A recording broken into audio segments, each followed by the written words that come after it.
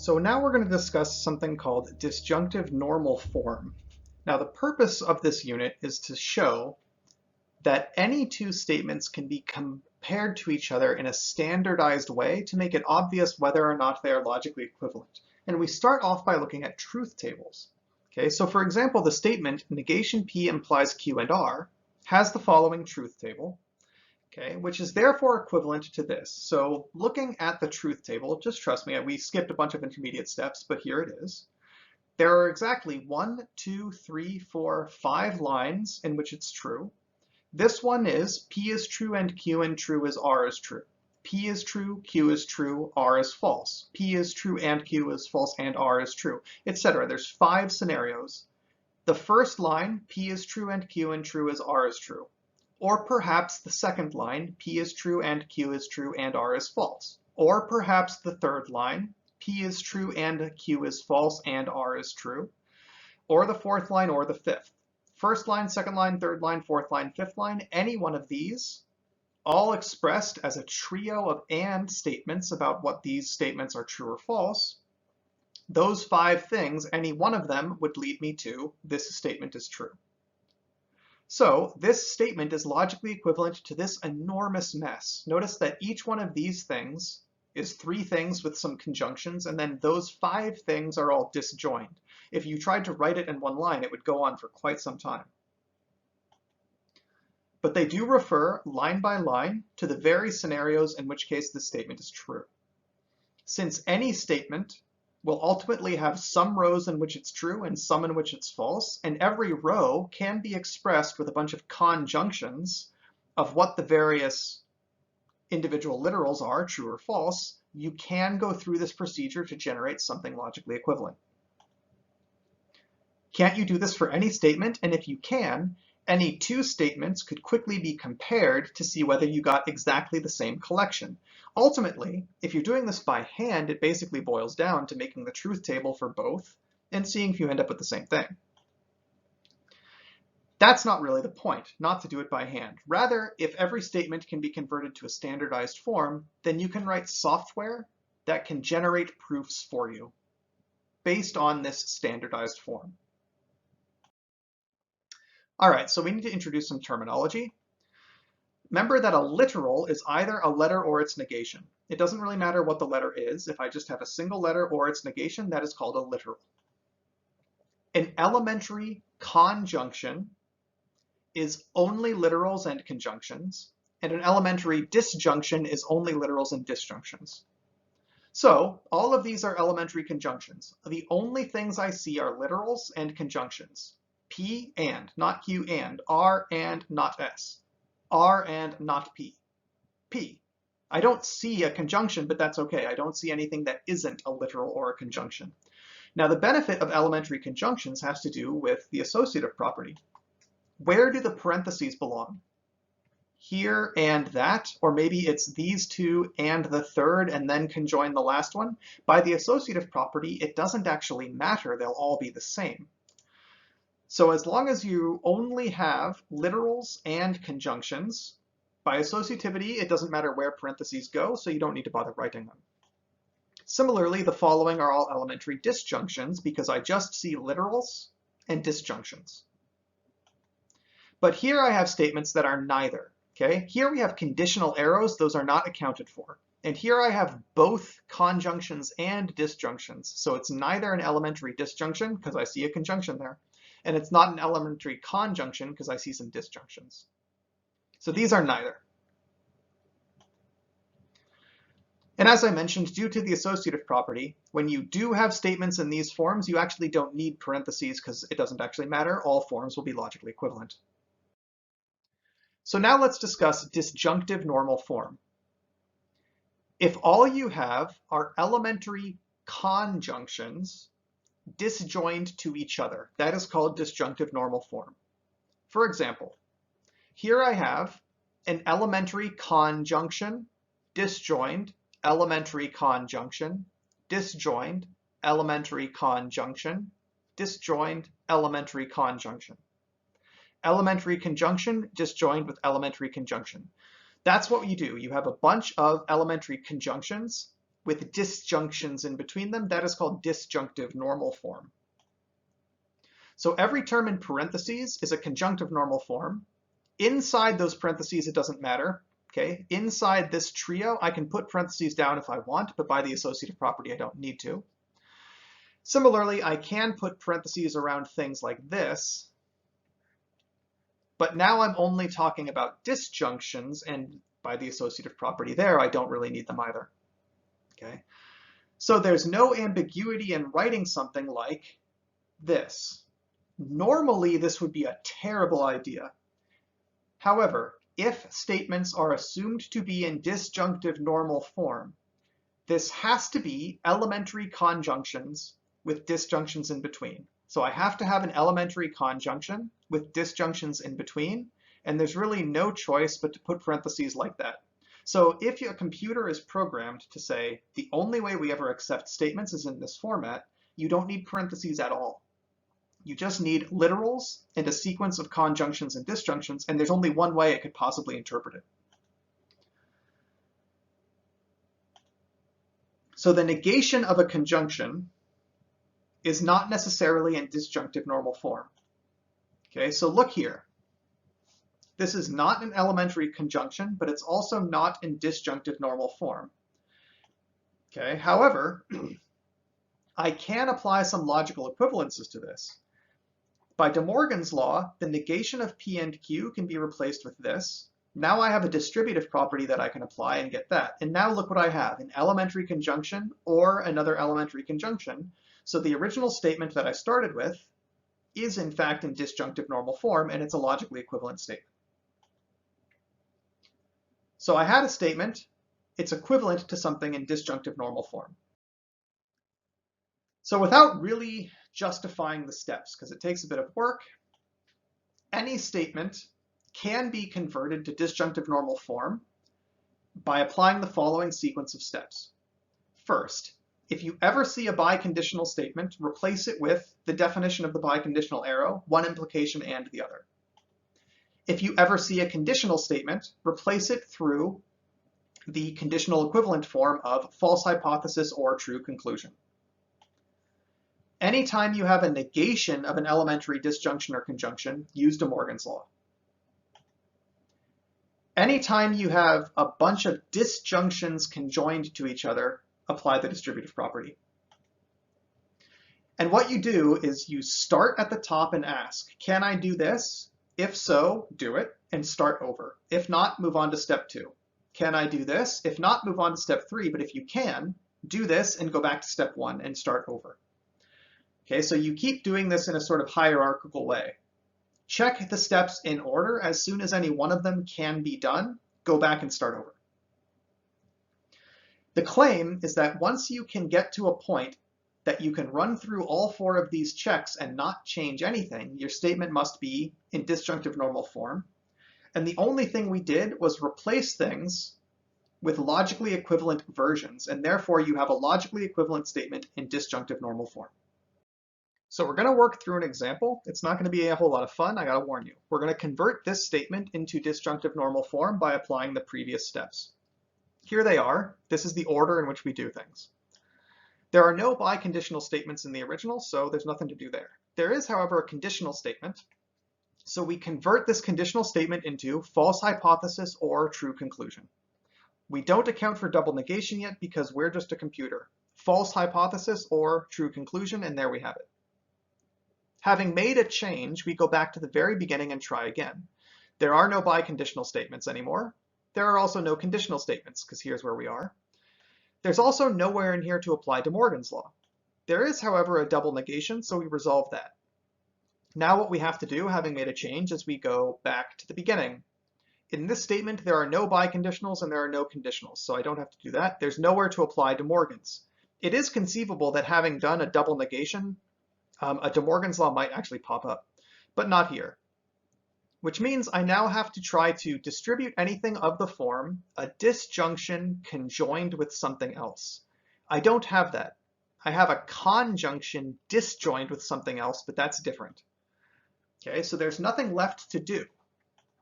And indeed, I am in disjunctive normal form. P is an elementary conjunction. Q and R is an elementary conjunction, and I've just joined them together.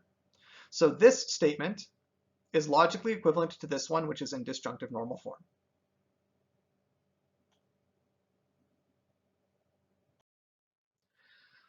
So both of these statements, P and Q or R, Q and P or R, they're both in disjunctive normal form and they are logically equivalent, but if I'm just a computer, I might look at this and be like, nope, those are different. So we need to further standardize things to the order in which letters appear. Okay, so there's a standardized order.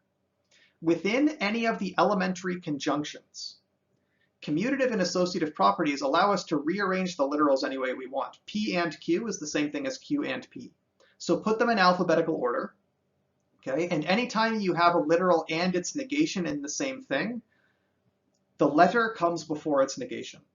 Okay, so P must come before not P, but both of these come before Q. Similarly, Q comes before not Q, but not Q comes before R, and so on and so on. So you're just putting things in alphabetical order, where letters come before their negation, but both of those would come before the next letter. That's a standardized way of doing it, and you can do that for free thanks to the commutative property. But now there's another issue, okay? So here are two statements, P or Q, P and Q, or P and not Q, or not P and Q. These are actually logically equivalent. It's not immediately obvious, okay? They're in disjunctive normal form, okay? Once we account for the fact that there's a typo, this is supposed to be an and. So this is in disjunctive normal form, and within each elementary conjunction, things are in the proper order. P comes before Q, P comes before not P comes before Q. But these look very different. Okay, they don't have exactly the same symbols. A computer might mistakenly think they're not the same thing. So anytime you have an elementary conjunction which is lacking one of the literals that appears anywhere else, in this form, my elementary conjunctions were just P and Q. But P does not have a Q in it, and Q does not have a P in it. So some of my elementary conjunctions are lacking literals that appear somewhere else. So what you do is introduce the letter you want through the following introduction. Either the thing you had and, sorry, not either, both the thing you had and the tautology R or not R. That allows you to introduce missing literals, but now you're going to have to worry about distributive properties, so go back to the beginning and try again. So once you introduce the literals that are missing, there's going to be more work to get things into a standardized form. So here's the full order of steps. Any statement you have, start going from left to right. Any one of these that can be done, do it, and then start over. If you see a biconditional statement, replace it with this. If you see a conditional statement, replace it with this equivalence.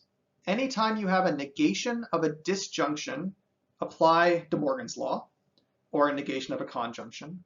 Then you apply the distributive property if you have elementary disjunctions that have been conjoined together, not the other way around. If you have elementary conjunctions that have been disjoined, that's fine. That's actually what you're after. If none of the above can be done, you have a statement that's in elementary disjunctive form, but it might not be fully normalized. So each elementary conjunction you look at. If any literal appears in one of them and not the other, introduce it through this tautology. Instead of just something, that and the tautology R or not R, where R was the missing literal. Introduce all of the missing letters that you need, and now go back all the way to the beginning. Now, biconditionals and conditionals would have already been taken care of, but there's going to be a lot of work to do here. So if you finish doing everything again, you have a statement in elementary disjunctive form where every conjunction has every literal. If you then put it in alphabetical order as discussed, there's a fully standardized form for that statement, which can easily be compared to any other statement that you've gone through this procedure with. It's a real pain for humans to do it, but you can write a computer program that does this pretty quickly. Okay. If two statements are logically equivalent, they will now be exactly the same string of characters. A computer does not have to be clever. It can simply ask, do I have exactly the same symbols, yes or no? All right, we're going to determine if the following two statements are logically equivalent or not, and it's not going to be very fun. Here's the order of steps we have to go through. Okay. We want to take both of these, convert them into their standard form, and see if we get the same thing. Let's just start with the smaller one. Let's start with not P. So we begin with not P. Does it have any biconditional arrows? No. Conditionals? No. Possible De Morgan's distributions? No. Double negations? No. Any distributions of this form? No. Hooray, we're done. Not yet. There are missing literals. Because we're going to want to compare it to this statement that has Q and R in it, this does not, we need to forcibly add a Q and an R somehow, using the fact that a statement can always be conjoined with an and to a tautology. So there we have it. Not P is equivalent to not P and a tautology. Which tautology? Law of the excluded middle, Q or not Q. And another tautology, R or not R. So these are logically equivalent, and I have forcibly made Q and R both appear. Now that I have all the literals I need, P, Q, and R, I go back to the beginning. Biconditionals, no. Conditionals, no. Notice, by the way, at the very beginning of the whole process, you get rid of any arrows, and there's no step that ever adds conditional arrows back in. So once you've gotten rid of all of your arrow symbols, you're done with these two. Are there any applications of De Morgan's law? No. Double negations? No. What about distributions? Do you ever see a disjunction conjoined with something? Yes. Okay, I have this disjunction conjoined with that. So let's set aside this one on the end and worry just about a distributive property here. So this hasn't changed, but I have just distributed one thing and a disjunction to get these two things there. Okay. Now that I've made a change, go back to the beginning. No more arrows, that's never going to come up again. Can I apply De Morgan's law? I can here. You could pull out this and say this is the negation of P or Q, but that's not what you want to do. Specifically, you're only looking for negations that you can distribute in. That's the only application of De Morgan's law you're going to do here. Do I have a negation of a disjunction or conjunction? I don't. Okay, this is just conjoined to negations. That's fine. That's the form we actually want it in. Are there any double negations? No. Are there any distributions of this form? Yes. Okay, there's a couple of different interpretations, but here is what we're going to say. I'm going to call all of this A, and, whoops, I'm going to call all of that A, and B or C. Okay, where this entire statement is just A, and then I have and B or C, and I'm going to do that distribution. There it is in its full wonderful glory. This is A and R, or all of that and not R. So I've applied a distributive property. So I go back to the beginning. Biconditionals, no. Conditionals, no. De Morgan's? No. Double negations? No. How about any more distributive properties to do? Oh yes, so many. Okay, so for example,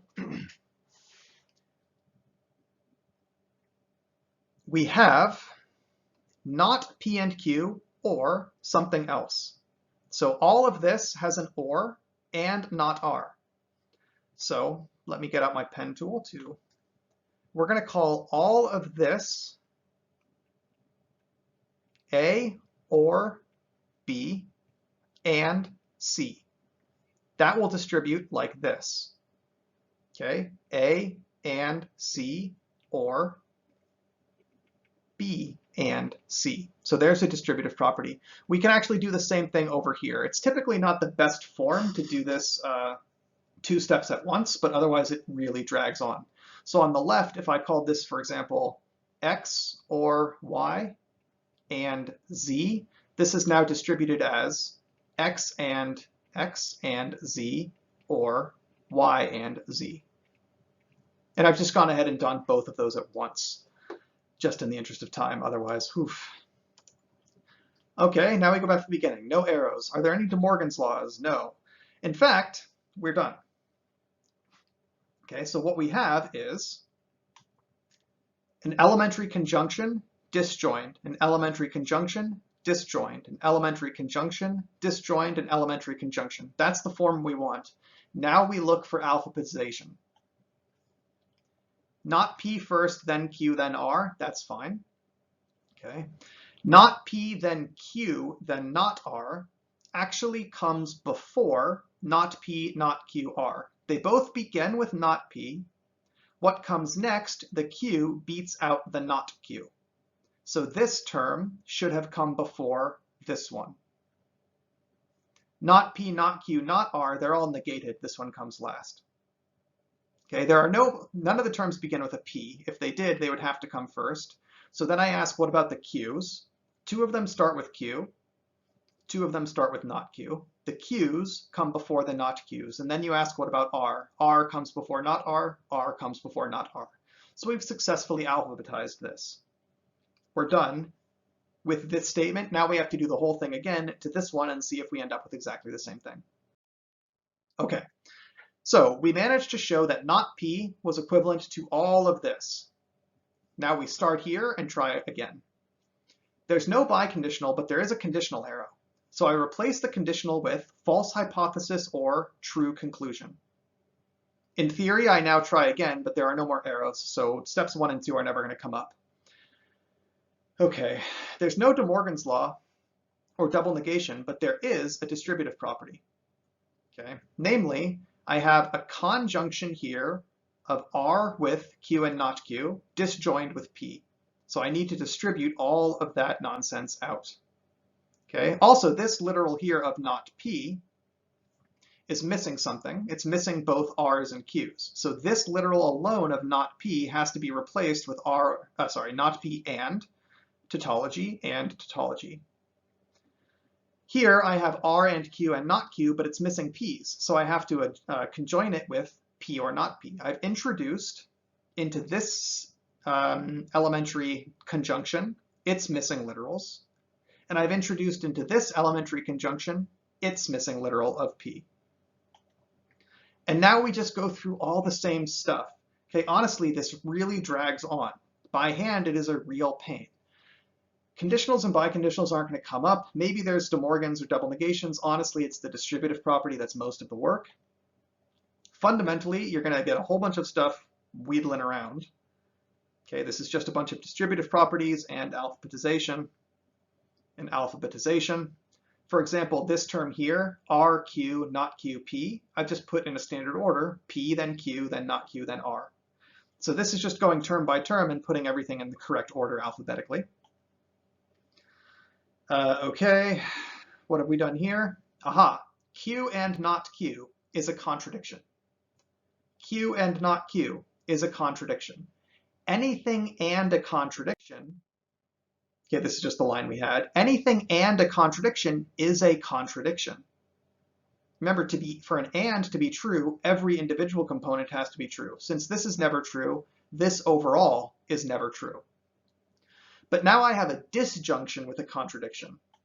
Those can safely be ignored. P or contradiction, either one of them can be true. Well, the contradiction never is. So P or contradiction is the same thing as just P. So once you have a disjoint contradiction, you can just throw those away. That's what I meant up here by saying tautologies or contradictions need to be addressed. Conjoining a tautology is free. You can ignore that. Disjoining a contradiction is free. You can ignore that. Conjoining a contradiction is just a contradiction. Disjoining a tautology, P or tautology, is always true because the tautology is always true. So disjoining a tautology is just a tautology. That's what this means here. Anyway, I can ignore these disjoint contradictions. Now I've just got these things right here. They're already in standard order. There are no P's to begin with. The Q's come before the not Q's, then the R's come before the not R's, and lo and behold, it's exactly the same thing.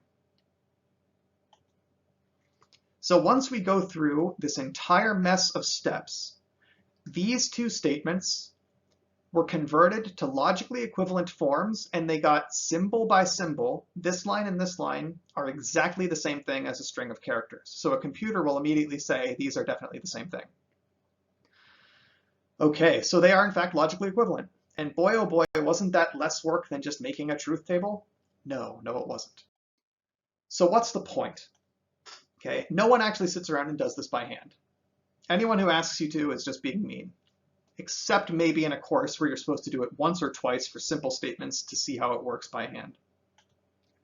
But full disjunctive normal form is useful in that it gives a standard way to write statements. So a computer program can immediately tell you this statement is equivalent to this one or not. So the symbolic logic we've been developing is not especially strong. There's actually not a whole lot we can discuss using these meaningless symbols with a couple of, rules of inference and stuff. But we're going to strengthen these rules of logic and start talking about ways they can apply to other stuff that's going to make it much more far-reaching. Now, disjunctive normal form has some analogs in this stronger logical system, which we're not really going to discuss, but you can program a computer to do that as well. In which case, more far-reaching logical systems that can talk about things like numbers and primes and all that can be converted into a standardized form that a computer can easily work with, meaning you can program a computer to try to prove things. This is known as automated theorem proving. It used to be much more controversial than it is now. Okay, it first came up back in the 70s, and a lot of people did not believe whatever the computer told them. Now there have been sort of standardized programs, open source platforms that work to do automated theorem proving, and people believe the results because it's open source and you can, in theory, go through and check it line by line. But that's really what this is all about, creating a standardized way for computers to work on logic so that they can do the hard work instead of you. But as I've said, no reasonable person is really going to ask you to go through and do this by hand unless they're being mean, and that's not me.